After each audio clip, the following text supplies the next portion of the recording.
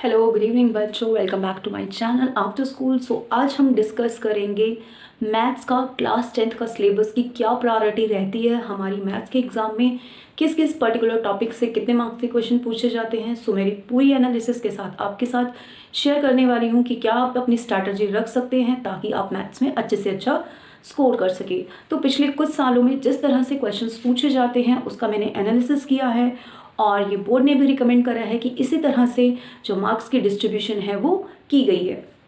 तो पिछले पूरे प्रीवियस ईयर क्वेश्चंस पेपर को मैंने एनालाइज किया है और उससे मैंने फाइंड आउट करा है कि जो आपका जो सिलेबस है, कंप्लीट सिलेबस, उसको हमने 7 यूनिट्स में डिवाइड कर दिया है।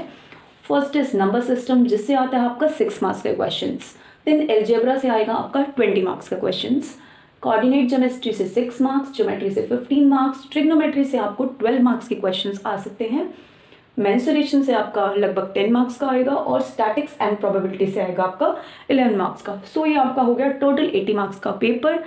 तो अब हमारी प्रायोरिटी क्या है कि कैसे हम अच्छा स्कोर कर सकते हैं। तो जो हमारा हाईएस्ट स्कोरिंग जो एरिया है दैट इज एल्जेब्रा। सो हमारी प्रायोरिटी क्या होनी चाहिए, सबसे पहले हमें कंप्लीट करना है अपने एल्जेब्रा का सिलेबस, क्योंकि उसके जो मार्क्स स्कोरिंग है अकॉर्डिंग टू द पेपर वो बहुत ज़्यादा है। मार्क्स की जो वेटेज है वो एल्जेब्रा की बहुत ही ज़्यादा है। जो एल्जेब्रा है वो आपका आएगा 20 मार्क्स का।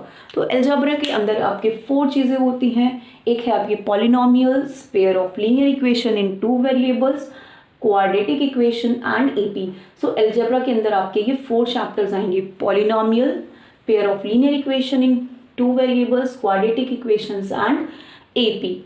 ठीक है, फिर आपका आता है ज्योमेट्री। ज्योमेट्री आएगा आपका 15 मार्क्स का। ठीक है, सो फर्स्ट हमारी प्रायोरिटी क्या है, एल्जेब्रा कंप्लीट करना। देन हमें करना है ज्योमेट्री को कंप्लीट, जिसके अंदर हमारे 2 चैप्टर्स आएंगे, triangles and circles.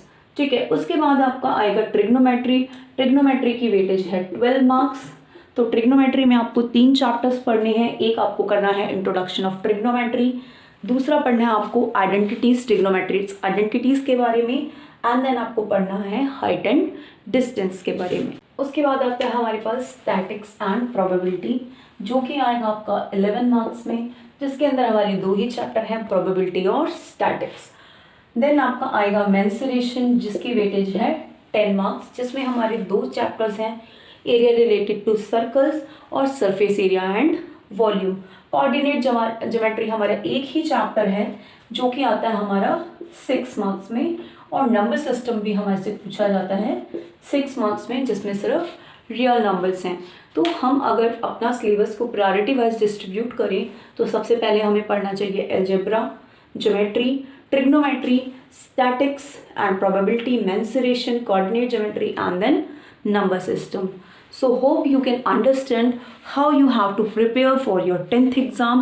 All the best for all of you. अगर ये पूरा सिलेबस आप मेरे साथ पढ़ना चाहते हैं तो प्लीज़ कमेंट कीजिए, और अगर आप चैनल पे नए हैं तो चैनल को सब्सक्राइब करिए और इसे अपने फ्रेंड्स के साथ शेयर करिए, बिकॉज शेयरिंग इज़ केयरिंग। तो जितना ज्ञान बांटेंगे उतना ही बढ़ेगा। तो इसी के साथ मैं आज आपसे विदा लेती हूँ। Bye, see you tomorrow at 3 PM after school.